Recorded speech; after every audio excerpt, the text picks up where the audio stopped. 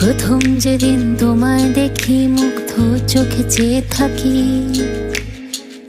আর যতদিন যায় বুঝি তোমাকেই ভালোবাসি।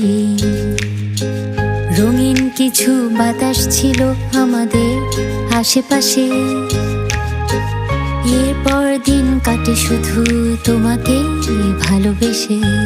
তোমার অবাক চোখে চেয়ে থাকা আমাকে আরো ভাবায়, সময় কাটে দিন রাত তোমায় নিয়ে হাসায় আবার কাঁদায়।